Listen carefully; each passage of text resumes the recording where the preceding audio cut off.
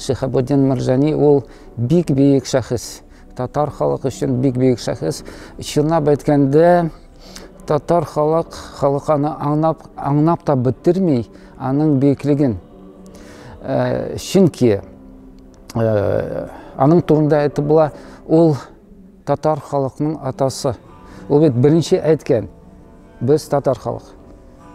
Син татар булмасаң, кем син?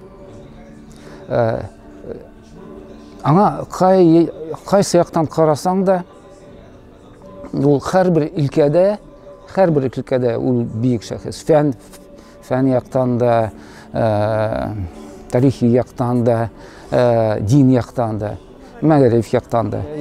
Минемчә, ул бик актуаль шәхес.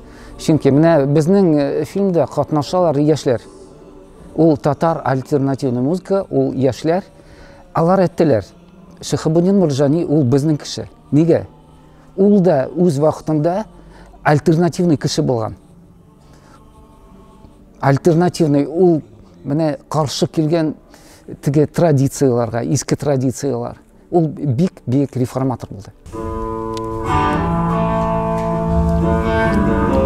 Маржани гомумән якын торга бик авыр. Дус әйткәндә, безгә әйтәбез, әйтәләр инде ул хәзрәт булган, фән нишундый әдәм, хәзрәт. Ләкин мәсәлән без китапларын алсак, аның китаплары тәрҗемә ителгән, мителмәгән бит күп кеше китапларын гарәпчә, яисә фарсыча, мәсәлән беренче әйбере аның китапларын татар теленә, хәзерге татар теленә күчертергә дә чыгарга интернетка. Гомумән инде бөтен татар мәдәниятен интернетка чыгарга кирәк. Шундай теге ирекле рәвештә. Ул беренче әйбер. Икенче әйбер, минемчә, аның биографиясын ничектер менә кешегә бирергә кирәк. Чөнки минемчә, гомумән бер яртысы бик кызык, чөнки ул бик шундый кызыклы шәхес булган.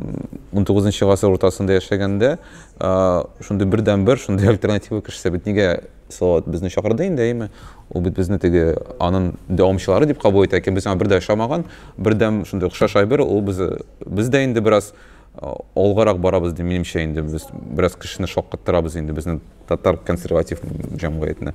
Ул да бераз үзенең фикерләре белән каршылыклар тудырган.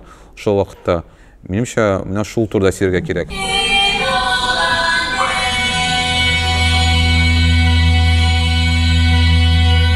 У меня такое ощущение, каждый человек рождается тогда, когда он востребован, когда он нужен. Сразу бы ему бросилось в глаза, если бы он попал в наше время, то, что татары фактически забыли свой язык. Он бы очень удивился и, естественно, выступал бы за изучение татарского языка. Представим, что он попал на заседание, депутатское заседание. Он не смотрел бы, кто как посмотрит, что там сделает с ним рядом товарищ, кто ему как скажет. У него есть своя позиция, свой характер. И поэтому, если бы, конечно, что-то ему не понравилось, он мог один встать, поднять и сказать, что он против. И это было бы Маржани. Татары во многом на сегодня находятся в 19 веке. Проанализировать жизнь и вклад Маржани очень важно, потому что он-то будущее видел. Основное произведение Тукая по нынешнему восприятию — это Шурале. Здесь вот такая парадоксальная параллель, что ли, напрашивается между Шурале, оставшимся защемленным в бревне в прошлом году, и татарами.